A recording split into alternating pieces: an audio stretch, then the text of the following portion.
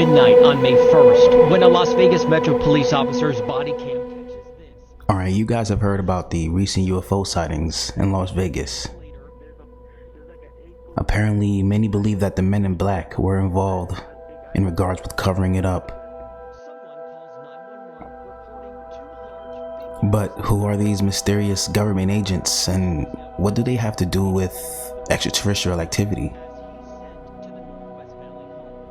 In this video, we're going to look over the news and see what's really going on, and see if the men in black have their connections to the UFO sightings.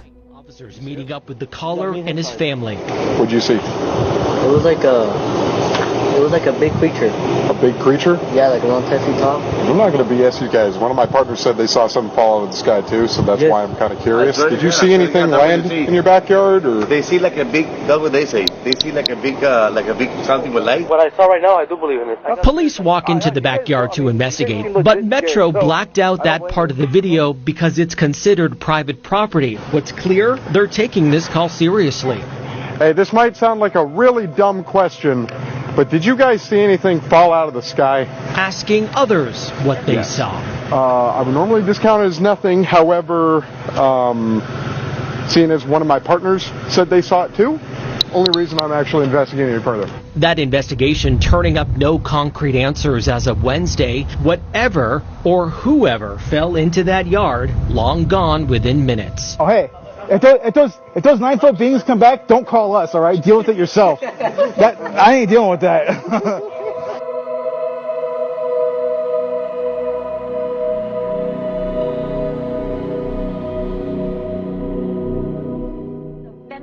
Before, we didn't know a bunch of this other stuff, like the broken leg that was hanging in an awkward position and the eyelashes, and we took video, yet no one has seen the video. This business about police coming to the house afterwards with details like 2 sergeants, a couple of investigators asking to set up cameras, and then the cops say, no, we never did go back.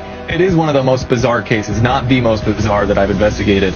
You summarize it very well. It starts out with some corroborating evidence. You have a 911 call. You have police taking the family seriously. In fact, I think they would still tell you today that most of them felt they were telling the truth. They seemed legitimately frightened.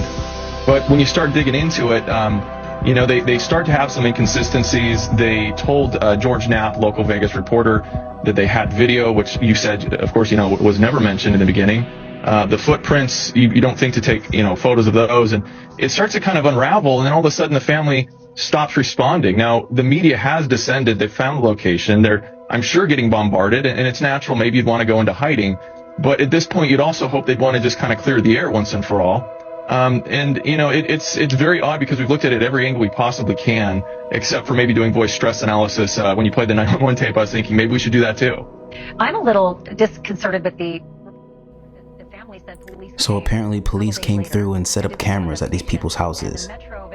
They were reported missing, and then now they're back on lockdown, according to this one right here. Report that the family said police came a couple days later and did this whole investigation, and the Metro Vegas police have said, no, we didn't. Can you tell me if you've investigated or reported on or witnessed any other incidents of these strange, X-Files like incidents where people arrive to investigate that apparently don't exist? I do think that's kind of, more in the realm of conspiracy. However, they had photos supposedly, and they released photos of the police being there. That should be easy to verify, but our sources are telling us nothing officially. No one officially went out to follow up. And so if it's not them, and they're seeing these SUVs driving around blacked out, it could be other people, media, onlookers, just trying to figure out what's happened. But I would say it's a very unlikely situation that we have a shadow agency there. Mark Berry is a retired Las Vegas Metro Police officer who's also been working with Ben on investigating this case. So, Mark, you're the perfect person to ask about this piece that involves the so-called, Metro Vegas Police going to the house days after this crash. A couple of sergeants, a couple of investigators, the family reports, and they didn't exist. The Metro Police are saying we didn't. Do we believe the Metro Police when they say they didn't? Or do we think that somebody did show up dressed as them? Yeah, 100%. I mean, Metro's a great organization. Their officers are some of the most finely trained officers in the world. And, they handled it, in my book, they pretty much did what they could as patrol officers. the fact that the family said some sergeants came in afterwards and put up cameras, that's not protocol in any kind of unit within the department. We're not going to do that. Basically, when you show up on scene, once you gain that real estate, you're not going to give it up. So if you need to call in, they're there to look and get to the bottom of it as fast as they can. And they did go out back. They did see some, I guess you could call it evidence, but I also have dove into this a little bit besides talking to the officers involved. I used some of my air assets and were able to look out in the back of the yard and see the circular impressions that they were talking about. And in that backyard, there's a number of trailers, a number of flatbeds, and the circular impressions are very indicative. You also spent some time staked out. Like, you staked out to see if you could get a read on this family. The family has ghosted everybody. They're not responding to interviewers that they made appointments with. They're not responding to telephone calls. I don't even know if they're in the house anymore. But what was your read when you were parked out front for hours and hours? Yeah, so I'll admit, I drive a black SUV. Okay, there you go. We can explain the black SUVs away now. I do not wear black government-issued sunglasses, so there's a little difference there. I have talked to some of the neighbors.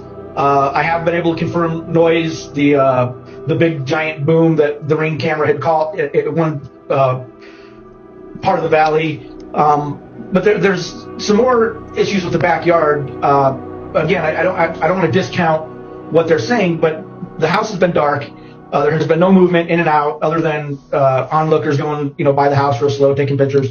As far as movement in the house itself or in the rear of the backyard or even in the trailers, it's been dark. And it's been dark for the last few days. So I'm sure that they may have left town. But, I don't know. They may just be laying low. And Mark, I'll tell you, there's a perfectly good explanation. They're freaking out over all this attention, and so they am sprayed, or, as others would say, they've been taken by the government and they're being hidden away and interrogated. I mean, this is what the internet's lighting up about. But the police are saying that they never went back to the house and never set up any cameras. So if the police didn't set any cameras up, but the family saying police did come through and set up the cameras, it seems like this is another classic case of the Men in Black. Not the movies, but the real Men in Black.